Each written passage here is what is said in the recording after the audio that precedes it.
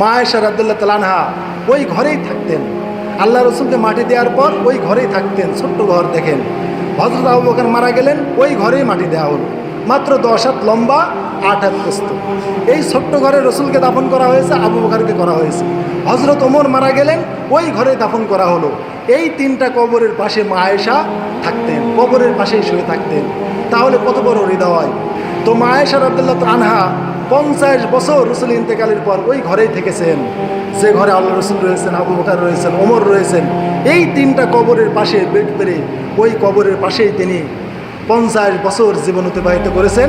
58 হিজরিতে আমিরে মুয়াবিয়ার টাইমে মা আয়েশা রাদিয়াল্লাহু তাআলা ইন্তেকাল করেন। বাকি কবরস্থানে তাকে দাফন করা হয়। তাহলে এই যে স্বামীর কবরের পাশে 50 বছর কাটাইছে, আর আমরা স্বামীর ঘরেই মরার পর আর স্ত্রীকে রাখেন, এগুলো ভুল ধারণা। অপসংস্কৃতি সমাজ, এই কাজগুলো করবেন না। আর আমাদের সমাজে ওই স্বামী মরে গেলে স্ত্রীকে ফাঁকে নিয়ে যায়, আর স্বামীর কাছে রাখে না, স্বামীকে ছতে দেয় না, স্বামীকে ধোয়াতে দেয় না। এটা মহা অন্যায়। তোমার কাম খালি কাঁদা, তুমি ঘরে বন্দি থাকো আর কাঁদো স্বামীর জন্য, কিন্তু মরার পর আর স্বামীর কোনো খেদমত করতে দেয় না। মা আয়েশা বলেছেন, আমি যা পরে জেনেছি, যদি আমি আগে জানতাম আল্লাহ রসুলের স্ত্রী ছাড়া তাকে আর কেউ ধোয়াতে পারতো না। অর্থাৎ স্ত্রী যে স্বামীকে ধোয়াতে পারবে, এই হাদিসটা যদি আমার আগে জানা থাকতো বা আমার জেহেনে আসতো, আল্লাহ রসুলকে আমরা কাউকে ধোয়াতে দিতাম না। আমরা যে 9 জন স্ত্রী জীবিত আছি, আমরা স্ত্রীরাই রসুলকে ধোয়াতাম।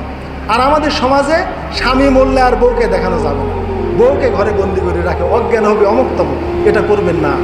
স্বামী মারা গেলে বউকে আরও স্বামীর পাশে রাখবেন, স্বামীকে লাড়বে, ধোয়াবে, স্বামীকে চুমু খাবে, স্বামীকে কাফন পরায় দেবে, সব পারবে।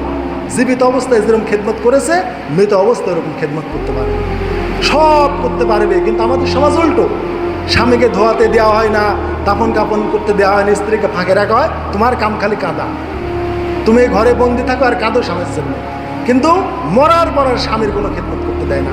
তাই মা আয়েশা বলেছেন, স্ত্রী যে স্বামীকে ধোয়াতে পারবে, এটা যদি আমি জানতাম, আমরা রসুলকে কাউকে ধোয়াতে দিতাম না, আমরা স্ত্রীরাই দিতাম।